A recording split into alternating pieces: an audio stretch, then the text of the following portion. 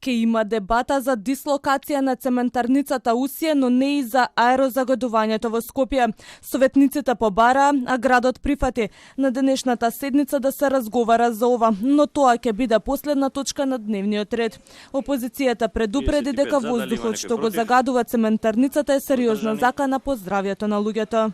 Дека индустријата има огромен удел во канцерогениот воздух, од кој секоја година умираме во илјадници, вклучително и деца. Овој проблем е прилично сериозен во Скопје. Можеби нашите ингеренции не се извршни за да ја направиме таа одлука, но сметам дека е добро Советот денес да расправа, да го каже своето мислење, па макар и да покрене некаква иницијатива, затоа што сериозни се сите укажувања дека цементара сериозно не загадува. Градот Скопје нема надлежност над работењето на цементарницата, но дека ќе се отвори расправа и заклучокот ќе биде доставен до надлежните институции, потврди градоначалникот Георгиевски.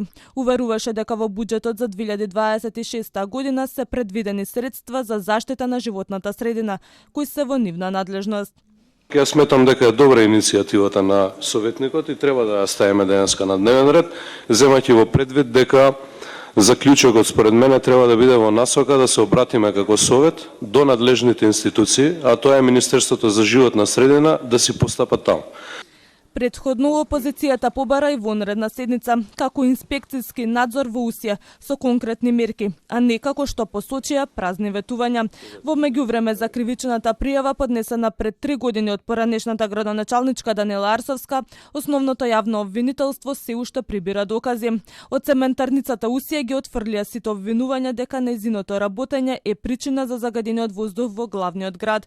Тврдат дека фабриката е под 24-часовен независен мониторинг и дека сите мерења се под законските дозволени лимити. Од компанијата наведоа и дека таа работи согласно законските прописи и еколошката дозвола, која е под надзор и контрола на Министерството за животна средина и просторно планирање.